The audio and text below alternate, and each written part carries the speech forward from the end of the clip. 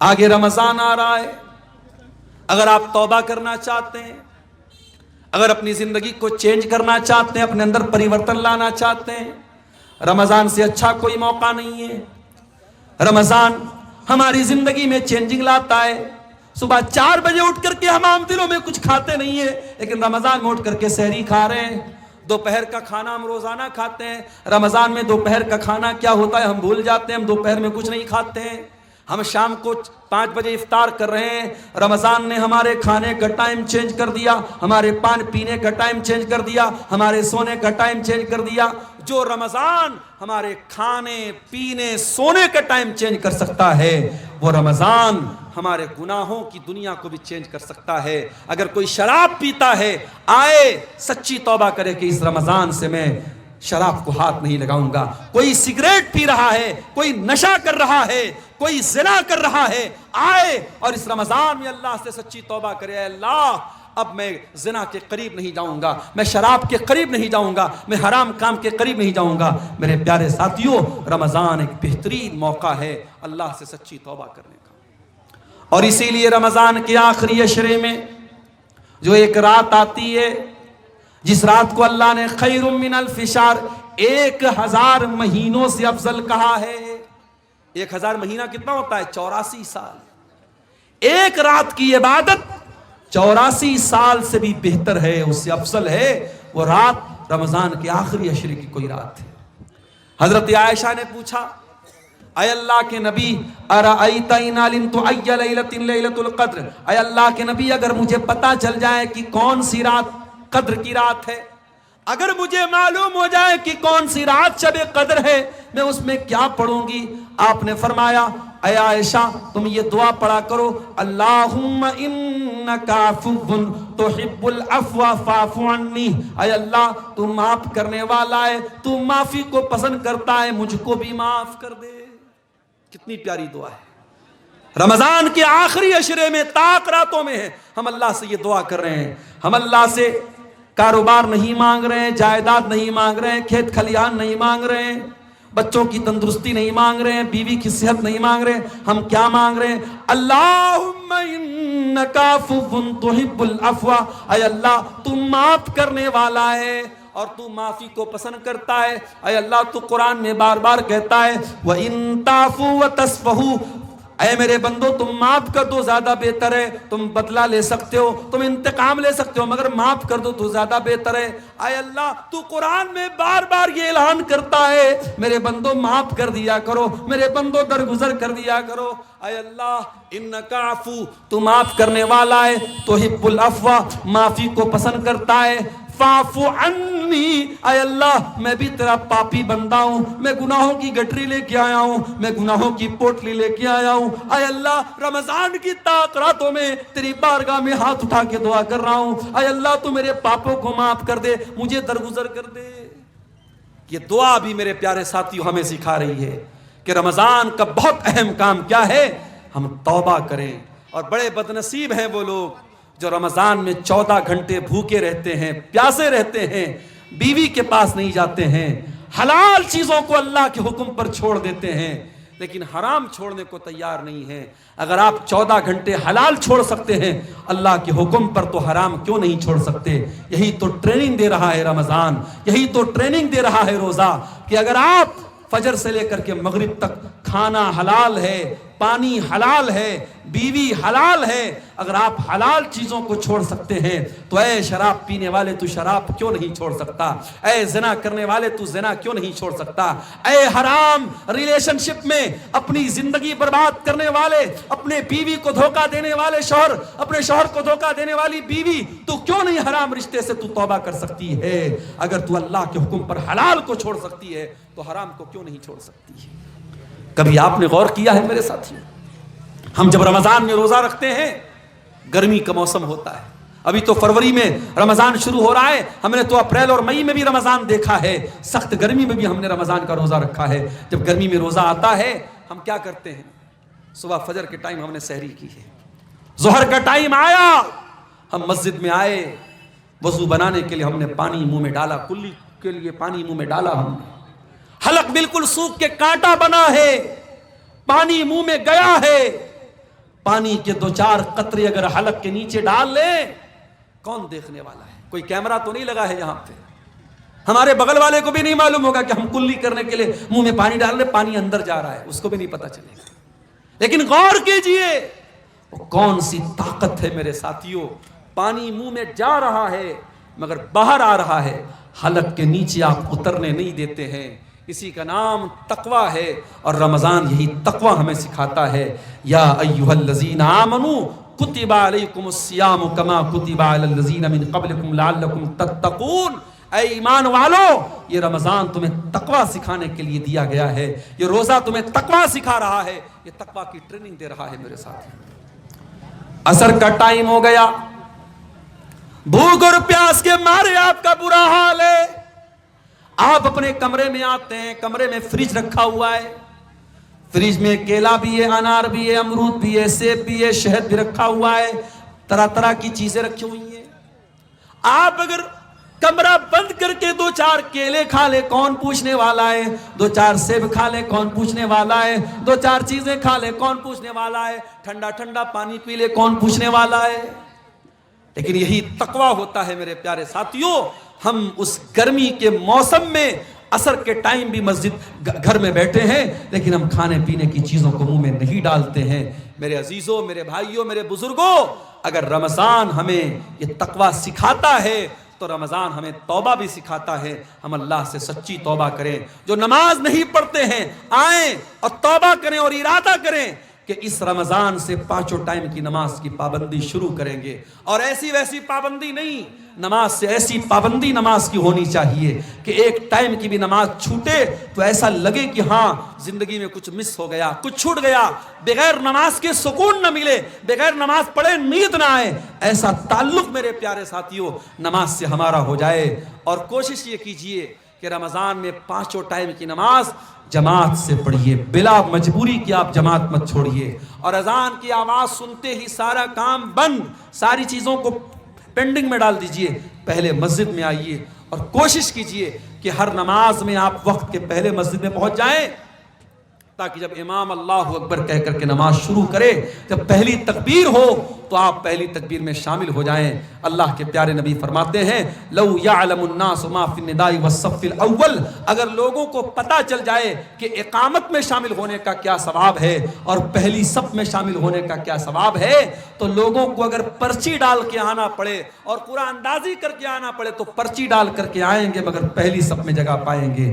میرے پیارے ساتھیوں، رمضان میں ایک ٹائم کی نماز بھی نہ چھوٹنی پائے، یہ ہم کوشش کریں، اور ہم یہ بھی کوشش کریں کہ رمضان کی راتیں، دن میں تو ہم بھوکے پیاسے رہتے ہیں اور رات میں بیٹھ کر کے موبائل پر کوئی فلمیں دیکھ رہا ہے، کوئی گانے سن رہا ہے، کوئی چیٹنگ کر رہا ہے، وہ حالات ہمارے ساتھ نہیں ہونے چاہیے۔ رمضان کی راتوں کو بھی ہم بچا کر کے رکھیں، اور خاص طور سے جب رمضان کا آخری عشرہ آ جائے، جس میں طاق راتوں میں ہمیں شب قدر کو تلاش کرنے کا حکم ہے۔ آخری عشرے کے بارے میں حضرت عائشہ کہتی ہیں جب رمضان کا آخری عشرہ آتا تھا اللہ کے نبی پوری رات جاگتے تھے، اپنے گھر والوں کو جگاتے تھے اور کمر کس لیتے تھے۔ ہمارے یہاں الٹی بات ہے، آخری عشرہ آتا ہے کوئی مارکیٹنگ کر رہا ہے، کوئی بیوی کا کپڑا دیکھنے کے لیے مارکیٹ جا رہا ہے، عورتیں میک اپ کا سامان لینے کے لیے بازار جا رہی ہیں۔ اللہ کے واسطے آخری عشرے کو شاپنگ کا عشرہ مت بناؤ، اسے خریداری کا عشرہ نہ بناؤ میرے پیارے ساتھیوں۔ آخری عشرے میں کوشش کرو کہ ہم زیادہ تر اپنا ٹائم عبادت میں گزاریں، اور اسی لیے اعتکاف جیسی عبادت کو آخری عشرے میں سنت قرار دیا گیا تاکہ آخری عشرے میں ہم اللہ کو راضی کریں۔ میرے پیارے ساتھیوں، سورہ زمر کی وہ آیت ہمیں دعوت دے رہی ہے، یا عبادی الذین اسرفوا علی انفسہم، اے میرے بندو اگر تم نے گناہ کر کر کے اپنی جانوں پر ظلم کیا ہے، آؤ لا تقنطوا من رحمت اللہ، تم اللہ کی رحمت سے مایوس مت ہو، ان اللہ یغفر الذنوب جمیعا، اللہ تمہارے سارے پاپوں کو، سارے گناہوں کو معاف کر دے گا، انہ هو الغفور الرحیم، اللہ بہت بخشنے والا، رحم کرنے والا ہے۔ ہو سکے تو 1 مہینہ کے لیے یہ ریلز کی دنیا سے اپنے آپ کو باہر نکال دو۔ یہ ریلز کوئی معمولی چیز نہیں ہے، یہ ریلز گندی فلموں سے بڑا کردار ادا کر رہی ہیں، ہمارے بچوں کو برباد کر رہی ہیں، ہماری لڑکیوں کو برباد کر رہی ہیں۔ ان ریلز کو میرے بھائیوں رمضان کی راتوں کو برباد کرنے کا ذریعہ مت بنانا، رمضان کے دنوں کو برباد کرنے کا ذریعہ مت بنانا۔ نیکی کا موسم آ رہا ہے، نیکی کا مہینہ آ رہا ہے، ہو سکے تو کم سے کم ایک مہینہ فیس بک اور انسٹاگرام کو چھوڑ دینا، ریلز کو چھوڑ دینا، اور اگر نہیں چھوڑتے ہو تو یاد رکھو یہ آنکھیں بھی قیامت کے دن گواہی دیں گی اور یہ چمڑی بھی گواہی دے گی۔ وَقَالُوا لِجُلُودِهِمْ لِمَ شَهِدْتُمْ عَلَيْنَا، اور انسان بولے گا اپنی چمڑی سے کہ تو کیسے گواہی دے رہی ہے، تو کیسے بول رہی ہے۔ قَالُوا أَنْطَقَنَا اللَّهُ الَّذِي أَنْطَقَ كُلَّ شَيْءٍ، انسان کی چمڑی کہے گی کہ اللہ نے ہم کو بولنا سکھایا ہے اس لیے آج ہم بول رہے ہیں۔ تو دنیا میں ہمارے جھوٹے گواہ ہمیں بچا لیں گے، مگر اللہ کی عدالت میں کوئی جھوٹا گواہ نہیں ہوگا۔ وہاں کان گواہی دے گا، وہاں آنکھیں گواہی دیں گی، وہاں ہاتھ گواہی دیں گے، وہاں پیر گواہی۔ اس لیے میرے پیارے ساتھیوں، اس سے پہلے کہ اللہ کی عدالت میں ہمارا کیس جائے، ہم دنیا میں اللہ سے سچی توبہ کر لیں، ہم اللہ کے سامنے معافی مانگ لیں۔ نبی اکرم کے پاس ایک صحابی آئے، ان کا نام تھا ماعز بن مالک اسلمی۔ انہوں نے اللہ کے نبی کے پاس آ کے کہا، اے اللہ کے نبی، انی اصبت الزنا، میں نے زنا کر لیا ہے، میں شادی شدہ انسان ہوں، مجھ سے زنا ہو گیا ہے، مجھے معلوم ہے شادی شدہ کی اسلام میں زنا کرنے کی کیا سزا ہے۔ اے اللہ کے نبی، میں آخرت میں زنا کی سزا نہیں پانا چاہتا ہوں، مجھے دنیا میں سزا دے دیجئے، مجھے پتھروں سے مار مار کے ختم کر دیجئے، مجھے رجم کر دیجئے، میں دنیا کی سزا جھیلنے کو تیار ہوں، میں آخرت میں یہ سزا نہیں جھیلنا چاہتا ہوں۔ نبی اکرم نے اپنے صحابہ سے کہا، ذرا پتہ لگاؤ انہوں نے شراب تو نہیں پی ہے؟ صحابہ نے منہ سونگا، اے اللہ کے نبی شراب کے نشے میں نہیں ہے۔ پھر آپ نے کہا پتہ لگاؤ ان کا دماغ تو نہیں خراب ہو گیا ہے، ان کو پاگل پن کا دورہ تو نہیں آ رہا ہے؟ صحابہ نے تحقیق کر کے بتایا، اے اللہ کے نبی دماغ بھی بالکل ٹھیک ٹھاک ہے۔ آپ نے فرمایا اچھا جاؤ بعد میں آنا۔ نبی نے ایک موقع اور دے دیا۔ کچھ دنوں کے بعد ماعز بن مالک اسلمی پھر آتے ہیں، اے اللہ کے نبی مجھے زنا کی سزا دے دیجئے، میں نے بہت بڑا پاپ کر لیا ہے۔ آپ نے فرمایا زمین میں گڈھا کھودو، گڈھا کھودا گیا، ماعز کا آدھا دھڑ گڈھے میں ڈالا گیا، آدھا دھڑ باہر رکھا گیا، اور پتھروں سے مار مار کے ماعز بن مالک اسلمی کو قتل کیا گیا، ان کو زنا کی سزا دی گئی، ان کو رجم کیا گیا، ان کو مار دیا گیا۔ جب ماعز کو یہ سزا دی گئی، آپ نے ان کے مرنے کے بعد کہا ان کو کفنایا جائے، میں ان کا جنازہ پڑھاؤں گا۔ حضرت عمر فاروق نے کہا اللہ کے نبی کیسی بات کر رہے ہیں، ایک زانی کا جنازہ آپ پڑھائیں گے، ایک زنا کرنے والے کے جنازے کی نماز آپ پڑھائیں گے؟ آپ نے فرمایا لَقَدْ تَابَ تَوْبَةً لَوْ تَابَهَا سَبْعُونَ مِنْ أَهْلِ الْمَدِينَةِ لَوَسِعَتْهُمْ۔ اے عمر تمہیں کیا معلوم یہ اس نے کتنی سچی توبہ کی ہے؟ اے عمر یہ چاہتا تو اپنے آپ کو بچا سکتا تھا، کون جانتا تھا اس نے زنا کیا ہے؟ اس نے آ کر کے میرے پاس سچی توبہ کی ہے، اس نے آ کر کے اپنے گناہ کا اقرار کیا ہے۔ اے عمر اس نے اتنی سچی توبہ کی ہے، اگر مدینہ کے 70 گنہگار بھی ایسی توبہ کر لیتے تو اللہ 70 گنہگاروں کو معاف کر دیتا۔ نبی نے جنازے کی نماز پڑھائی ان کی، اور اس واقعے کے کچھ ہی دنوں کے بعد اللہ کے رسول کے پاس ایک عورت آتی ہے۔ اس عورت کا نام تو نہیں معلوم، لیکن وہ قبیلے غامد کی عورت تھی، غامدیہ، اس کو حدیثوں میں غامدیہ کا نام آیا ہے۔ غامدیہ عورت آتی ہے اور وہ آ کر کے کہتی ہے اللہ کے نبی مجھے پاک کر دیجئے، میں نے بھی زنا کیا ہے۔ اور بعض علماء نے لکھا کہ ماعز بن مالک اسلمی نے اسی کے ساتھ زنا کیا تھا، واللہ عالم، اس کا کوئی پروف نہیں ہے۔ اس نے آ کر کے کہا ہے اللہ کے نبی مجھے زنا کی سزا دے دیجئے۔ آپ نے اس کو ٹالنے کی کوشش کی، اس نے کہا اللہ کے نبی آپ مجھے ٹالنا چاہتے ہیں جیسے آپ ماعز بن مالک کو ٹالنا چاہتے تھے۔ اے اللہ کے رسول انی لحبلا، میں حمل سے ہوں، میں پیٹ سے ہوں، میرے پیٹ میں بچہ بھی ہے، ولد الزنا بھی ہے۔ اے اللہ کے نبی میں واقعی میں یہ پاپ میں نے کیا ہے، مجھ کو آپ زنا کی سزا دے دیجیے۔ نبی اکرم نے کہا اگر واقعی میں تم حمل سے ہو تو جاؤ جب بچے کی ڈیلیوری ہو جائے، جب بچہ پیدا ہو جائے، تب تم میرے پاس آنا۔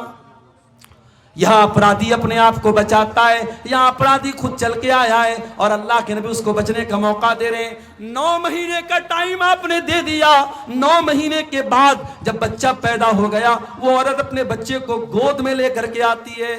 اے اللہ کے نبی، میں وہی عورت ہوں غامدیہ، بچہ پیدا ہو چکا ہے، یہ بچہ لے لیجئے اور مجھ کو زنا کی سزا دے دیجئے۔ آپ نے فرمایا نہیں، بچہ بھی بہت چھوٹا ہے، ابھی ماں کے دودھ کے بنا یہ بچہ نہیں رہ پائے گا، جب تک یہ ماں کا دودھ پی رہا ہے تم کو سزا نہیں ملے گی، جاؤ جب بچہ دودھ چھوڑ دے گا، جب روٹی کھانے لگے گا تب تم میرے پاس آنا۔ 2 سال کا ٹائم آپ نے اور دے دیا۔ ذرا غور کرو میرے پیارے ساتھیوں، 2 سال لمبا ٹائم ہوتا ہے۔ شاید صحابہ بھی اس عورت کو بھول چکے ہیں، شاید اللہ کے نبی بھی بھول چکے ہیں، شاید کسی کو اس عورت کے بارے میں کچھ یاد بھی نہیں ہے۔ 2 سال کے بعد صحابہ کرام کے ساتھ اللہ کے نبی بیٹھے ہیں، ایک عورت آتی ہے، اس کے ہاتھ میں چھوٹا بچہ ہے اور بچے کے ہاتھ میں روٹی کا ٹکڑا ہے۔ اے اللہ کے رسول، میں وہی غامدی عورت ہوں، میرا بچہ روٹی کھانے لگا ہے، دودھ چھوڑ چکا ہے۔ اے اللہ کے نبی، اب دیر نہ کیجئے، میں نے جو پاپ کیا تھا اس پاپ کا بوجھ میں اپنے سینے پر محسوس کر رہی ہوں۔ اے اللہ کے نبی، مجھے زنا کی سزا دنیا میں دے دیجئے، میں آخرت کی سزا جھیل نہیں پاؤں گی، طہرنی یا رسول اللہ، اے اللہ کے نبی مجھے پاک کر دیجئے۔ آپ نے بچہ ایک مسلمان کے حوالے کیا،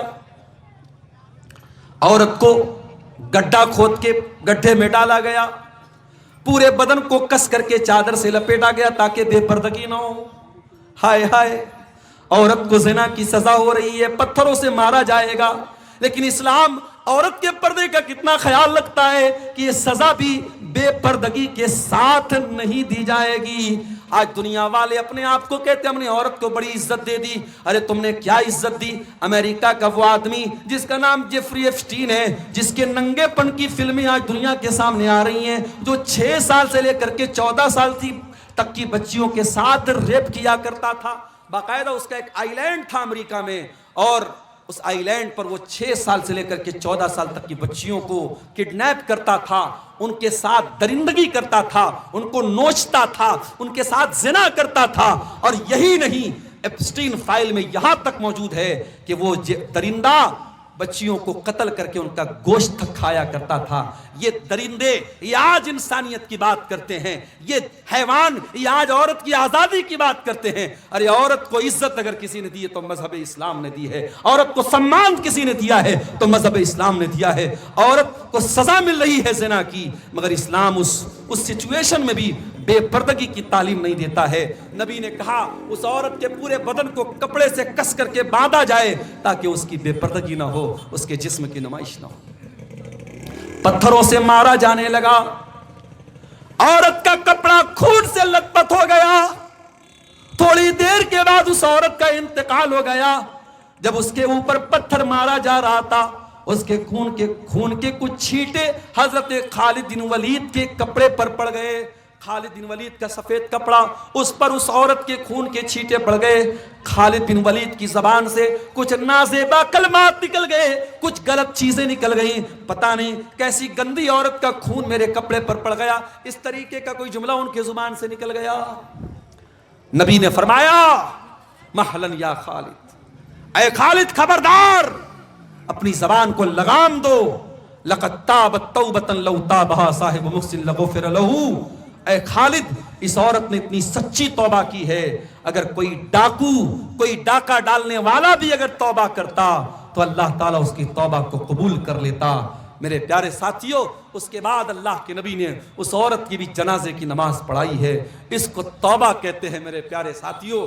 جب گنہگار اپنے گناہوں کے احساس کے بوجھ کے تلے دب جائے اور اللہ سے اپنی گناہوں کی معافی مانگے، اس کو توبہ کہتے ہیں۔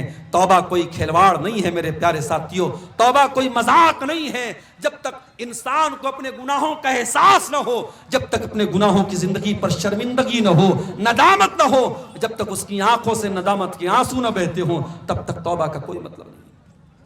اور یہ بھی یاد رکھو میرے پیارے ساتھیوں، اگر انسان نے کوئی ایسا گناہ کیا ہے جس کا تعلق حقوق العباد سے ہے.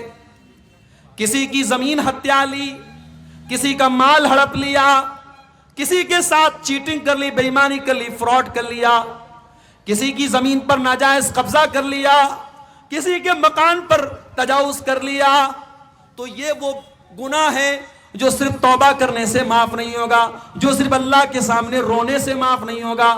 اگر آپ نے حقوق العباد پہ ڈاکہ ڈالا ہے, اگر آپ نے کسی کا حق مارا ہے, تو وہ حق آپ کو دینا پڑے گا. دنیا میں پیسے کے بدلے آپ پیسہ دیتے ہیں. یہ نیپال بارڈر کا علاقہ ہے, میں نے دیکھا چندے میں نیپال کا بھی کچھ پیسہ نظر آ رہا ہے. بارڈر کے علاقوں میں نیپال کا پیسہ بھی چل رہا ہے, انڈیا کا پیسہ اس پار چل رہا ہے, ادھر کا پیسہ اس پار چل رہا ہے بارڈر کے علاقے میں. لیکن آپ انڈیا کا پیسہ سعودی عرب میں لے کے جائیں, نہیں چلے گا, وہاں ریال چلے گا. دبئی آپ لے کے چلے جائیں, وہاں آپ کا انڈیا کا پیسہ نہیں چلے گا, وہاں درہم چلے گا. کویت میں آپ چلے جائیں, وہاں دینار چلے گا. امریکہ میں چلے جائیں, وہاں ڈالر چلے گا. برٹین میں آپ چلے جائیں, وہاں پاؤنڈ چلے گا. آپ دنیا کے مختلف ملکوں میں چلے جائیں, وہاں ان کی کرنسی چلتی ہے. میرے پیارے ساتھیوں, آخرت میں جب مرنے کے بعد ہم اللہ کے یہاں جائیں گے, تو وہاں دنیا کا مال اور دنیا کی دولت اور دنیا کی کرنسی نہیں چلے گی, وہاں کرنسی چینج ہو جائے گی. اگر دنیا میں ہم نے کسی کا مال ہڑپا ہے, کسی کی زمین ہڑپی ہے, کسی بہن بیٹی کے ساتھ ہم نے زیادتی کی ہے اور اس کا حق مارا ہے, تو قیامت کے دن ہمیں اپنی نیکیوں سے ہاتھ دھونا پڑے گا. کوئی ہماری نماز لے کے چلا جائے گا, کوئی روزہ لے کے چلا جائے گا, کوئی تراویح لے کے چلا جائے گا, کوئی حج لے کے چلا جائے گا, کوئی عمرہ لے کے چلا جائے گا, اور اس کے بعد بھی اگر حقدار کھڑے ہوں گے, اللہ کے نبی فرماتے ہیں ثم اخذ من سیئاتہم, پھر ان کے گناہوں کو لے کر کے ہمارے نامہ اعمال میں ڈالا جائے گا. اور انسان جو دنیا سے نیکی کا پہاڑ لے کے گیا تھا, اگر حقوق العباد کا معاملہ گڑبڑ ہے, تو حالت یہ ہو جائے گی کہ گناہوں سے لت پت ہو کر کے جہنم میں پھینک دیا جائے گا. اس لیے میرے پیارے ساتھیوں, اگر سچی توبہ کرنا چاہتے ہو حقوق العباد سے, تو دنیا میں حق دے دو, حق دے دو. اور اگر کسی کو زبان سے تکلیف پہنچائی ہے, تو جا کر کے معافی مانگ لو. اس کے بغیر اللہ تعالیٰ کیا معافی ملنے والی نہیں ہے. میرے پیارے ساتھیوں, اللہ کے پیارے نبی فرماتے ہیں لَتُؤَدُّنَّ الْحُقُوقَ إِلَىٰ أَهْلِهَا يَوْمَ الْقِيَامَةِ, تمہیں قیامت کے دن حقداروں کو ان کا حق دینا پڑے گا. حَتَّى يُقَادَ لِلشَّاةِ الْجَلْحَاءِ مِنَ الشَّاةِ الْقَرْنَةِ, یہاں تک کہ اگر بغیر سینگ والی بکری کو سینگ والی بکری نے مارا ہے, اگر سینگ والی بکری نے بغیر سینگ والی بکری کو مارا ہے, تو اس کا بھی قصاص لیا جائے گا, اس کا بھی بدلہ لیا جائے گا. قیامت کے دن اس کا بھی قصاص لیا جائے گا. میرے ساتھی, اس لیے میرے پیارے ساتھیوں, اللہ سے سچی توبہ کرو. اور سورہ زمر کی آیت نمبر 53 ہمیں اسی کی دعوت دے رہی ہے. قُلْ يَا عِبَادِيَ الَّذِينَ أَسْرَفُوا, اے میرے وہ بندو جنہوں نے گناہ کر کر کے اپنی جانوں پر ظلم کیا ہے, لَا تَقْنَطُوا مِن رَحْمَتِ اللَّهِ, تم اللہ کی رحمت سے مایوس نہ ہونا. میرے عزیزو, یہ چند سوالات ہمارے سامنے آئے ہیں, جلدی جلدی ان کا جواب بھی دیکھ لیتے ہیں. روزے کی فضیلت پر کہا گیا ہے کہ کچھ بیان کر دیجئے. میرے پیارے ساتھیوں, روزے کی اس سے بڑھ کے کیا فضیلت ہوگی کہ جنت کے 8 دروازے ہیں, اور جنت کے 8 دروازے میں ایک دروازہ جس کا نام باب الریان ہے, وہ خاص روزے دار کے لیے ہے. اور یہ بھی یاد رکھیے, روزہ ایک سیکرٹ عبادت ہے. ہم جب روزہ رکھتے ہیں, ہم حقیقت میں روزہ ہیں کہ نہیں یہ صرف ہم جانتے ہیں, ہمارا اللہ جانتا ہے. ہم چاہے تو روزہ ہم نہ رکھیں اور بالکل ہونٹ ہمارا سوکھا رہے, چہرہ بالکل اترا رہے, اور لوگوں کو دیکھ کے لگے کہ یہ بہت بڑا روزے دار ہے, تو روزہ میرے اور اللہ کے بیچ کا معاملہ ہے.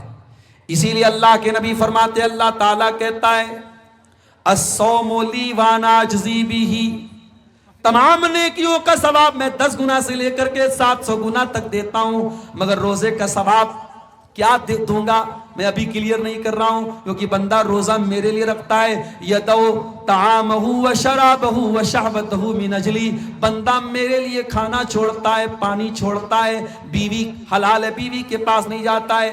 جب میرا بندہ میرے لیے اپنی حلال چیزوں کو چھوڑ رہا ہے, تو میں کیا بدلہ دوں گا میں ابھی کلیئر نہیں کروں گا. یہ آخرت میں پتہ چلے گا, یہ قیامت کے دن پتہ چلے گا کہ روزے کا بدلہ کیا ملے گا. تو روزہ ایک ایسا عمل ہے میرے پیارے ساتھیوں اس کا ثواب اللہ تعالیٰ نے سیکرٹ رکھا ہے. اس لیے ہمیں اور آپ کو روزہ ہر حال میں رکھنا ہے. اور یہ بھی یاد رکھیے لڑکیاں اگر بڑی ہو گئی ہیں, اور لڑکی کب بالغ ہوتی ہے اسلام میں؟ جب لڑکیوں کو پیریڈ آنے لگے. جب لڑکی کو پیریڈ آنے لگا تو شریعت کی نظر میں وہ بالغ ہے. اب آپ اس کو کمپلسری روزہ رکھوائیے. کچھ لوگ 15 سال کی لڑکیاں ہو جاتی ہیں اور وہ اسکول جا رہی ہے, کہتے رہے مولوی صاحب ہماری لڑکی تو ابھی چھوٹی ہے, اسکول جا رہی ہے, اس سے روزہ توڑوا دیتے, روزہ نہیں رکھتے ہیں. حرام ہے یہ. اگر آپ کی بیٹی کو اگر وہ شریعت کی نظر میں بالغ ہو چکی ہے, وہ اسکول جا رہی ہے, کالج جا رہی ہے, کچھ بھی, یہ اللہ تعالیٰ کے بہانہ نہیں چلے گا. اس کو روزہ رکھنا پڑے گا میرے ساتھیوں. روزہ معاف نہیں ہوگا. ہاں اگر عورت پیریڈ میں ہے تو وہ روزہ وہ نہیں رکھے گی, بعد میں پورا کرے گی. اگر پیدائش کے بعد جو عورت کو خون آتا ہے اگر وہ آ رہا ہے تو وہ روزہ نہیں رکھے گی, بعد میں رکھے گی. عورت اگر پریگننٹ ہے اور روزہ رکھنے سے بچے کو نقصان ہے تو وہ روزہ نہیں رکھے گی, اس روزے کی بعد میں وہ قضا کرے گی. اگر بچے کو دودھ پلا رہی ہے عورت اور اگر اس حالت میں وہ بچے کو دودھ پلا رہی ہے, اگر اس حالت میں روزہ رکھے گی تو اس کی صحت کو نقصان ہو رہا ہے تو وہ اس روزے کی قضا بعد میں کرے گی. لیکن باقی آپ بلا کسی عذر کے, مجبوری کے اگر آپ روزہ چھوڑتے ہیں تو یہ جائز نہیں ہے. کتب علیکم الصیام, اللہ نے روزے کو فرض قرار دیا ہے. اس کے بعد ایک سوال یہ آیا ہے, غیر مسلم سے چندہ لینا کیسا ہے, یہ جاننے کے باوجود کہ وہ سود بیاج کا کام کرتا ہے. دیکھیے اگر غیر مسلم سود اور بیاج کا کام کرتا ہے اور وہی اس کا زیادہ تر دھندا اسی چیز کا ہے, اس کا بڑا کاروبار وہی ہے, تو ایسے غیر مسلم سے آپ کو چندہ نہیں لینا چاہیے, نہ مسجد میں نہ مدرسے میں. اور صاحب بول دیجئے کہ بھائی دیکھیے ہمارے ہاں سود اور بیاج حرام ہے اور آپ کا کاروبار سود اور بیاج کا ہے, ہم آپ سے چندہ نہیں لے سکتے. وہ ناراض ہو جائے مگر اسے چندہ مت لیجیے. لیکن اگر کوئی غیر مسلم ایسا ہے جو زیادہ تر کاروبار اس کا تو جائز چیزوں کا ہے, لیکن چونکہ وہ غیر مسلم ہے, وہ اسلام کو تو نہیں مانتا ہے, اور کچھ چیزوں کا وہ حرام کا بھی کاروبار کرتا ہے, لیکن میجر حصہ, بڑا حصہ اس کے کاروبار کا حلال ہے, تو اس کا چندہ آپ لے سکتے ہیں. مسجد میں بھی لے سکتے ہیں, مدرسے میں بھی لے سکتے ہیں. کیوں لے سکتے ہیں؟ اللہ کے نبی کے دور میں جو خانہ کعبہ تھا, اس خانہ کعبہ کو مشرکین نے اپنے پیسے سے بنایا تھا اور مشرکین نے حلال پیسے سے بنایا تھا. انہوں نے طے کیا تھا ہم حرام پیسہ نہیں لگائیں گے. تو جب اللہ کے نبی نے خانہ کعبہ کو فتح کیا تو اگر ان کے چندے اور ان کے پیسے سے بنا ہوا کعبہ صحیح نہ ہوتا تو اللہ کے نبی اس عمارت کو توڑوا دیتے, مگر آپ نے اس کو برقرار رکھا. اور نبی کے دور میں غیر مسلموں سے جو اللہ کے نبی کے جو تعلقات تھے اس میں بھی کہیں ہم کو یہ چیز نہیں ملتی ہے کہ آپ نے ان کے ساتھ کھانے پینے کو منع کیا ہو, یا ان سے لین دین کو منع کیا ہو, یا ان کے تحفے تحائف کو لینے سے منع کیا ہو آپ نے. ہاں جہاں مذہبی معاملہ آ جائے گا, ان کے کسی مذہبی تہوار میں ہم شامل نہیں ہوں گے, کسی شرکیہ تہوار میں شامل نہیں ہوں گے, اور کسی شرکیہ تہوار میں ملنے والا کوئی سامان ہے اس میں ہم شامل نہیں ہوں گے. واللہ اعلم بالصواب. نماز کے لیے امامت کا سب سے زیادہ حقدار کون ہے؟ اللہ کے نبی کی بڑی صاف حدیث ہے, یؤم القوم اقرؤہم لکتاب اللہ, قرآن کو سب سے زیادہ پڑھنے والا. قرآن کو سب سے زیادہ کون پڑھتا ہے؟ جو حافظ قرآن ہوتا ہے. تو اگر کوئی حافظ قرآن ہے وہ امامت کا سب سے زیادہ حقدار ہے. لیکن یہاں یہ بات یاد رکھیے کہ بعض ہمارے یہاں ایسے حافظ قرآن ہوتے ہیں جو حافظ قرآن تو ہیں مگر نمازی نہیں ہیں یا دڑی منڈے ہیں, تو ایسے لوگوں کو امامت نہیں دی جائے گی. اگر وہ حافظ ہے اور ساتھ میں دیندار ہے, متقی ہے اور نماز کے مسئلے مسائل جانتا ہے تو وہ زیادہ حقدار ہے. اور اس کے بعد سیکنڈ نمبر پہ کون ہے؟ اعلمہم بالسنہ, سنت کا جانکار. حافظ قرآن کے بعد دوسرے نمبر پہ سنت کا جانکار یعنی عالم دین, وہ زیادہ حقدار ہے. اگر عالم دین بھی بہت سارے لوگ ہیں تو اللہ کے نبی نے فرمایا کہ ان میں پھر سب سے زیادہ جو عمردار, جو سب سے زیادہ باعمر ہے, معمر ہے, مالی 3-4 علماء ہیں, تو جو اس میں سینئر ہے اس کو امامت کے لیے آگے بڑھایا جائے گا. تو یہ پوری ترتیب حدیثوں میں بیان کی گئی. ایک قبر کو دوسری جگہ ٹرانسفر کرنے کا صحیح طریقہ کیا ہے؟ دیکھیے ایک قبر کو دوسری جگہ ٹرانسفر کرنے کا صحیح طریقہ یہی ہے کہ جہاں پہ قبر ہے, اگر ہم کو کنفرم معلوم ہے کہ یہاں پہ قبر ہے, تو اس قبر میں جو بھی مردے کے بقیات ہیں, اس کی ہڈیاں وغیرہ ہیں, ان کو احتیاط کے ساتھ اور احترام کے ساتھ ان کو وہاں سے اٹھا کر کے دوسری جگہ منتقل کیا جائے گا. اب اس میں کوئی اس طریقے کا ذکر نہیں ہے حدیثوں میں کہ ہم باقاعدہ الگ سے کفن لا کر کے کفن میں رکھیں گے. آپ نارملی بھی اس کو اٹھا کر کے دوسری جگہ دفن کر سکتے ہیں, لیکن ہاں کسی ہڈی وغیرہ کو توڑنے کی اجازت نہیں ہے. اس قبر میں جو بھی لاش کے بقیات ہیں ان کی بے حرمتی اور توہین کرنے کی اجازت نہیں ہے، اور بہت ایمرجنسی کیس میں ہی ایک قبر کو دوسری جگہ منتقل کیا جائے گا، بلا وجہ ایسا کرنا ٹھیک نہیں ہے۔ واللہ اعلم بالصواب۔ تو یہ چند سوالات تھے۔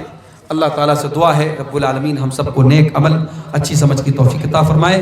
الہ العالمین ہمیں سچی توبہ کی توفیق دے، آنے والے رمضان کو ہماری زندگی کا بہترین رمضان بنا دے۔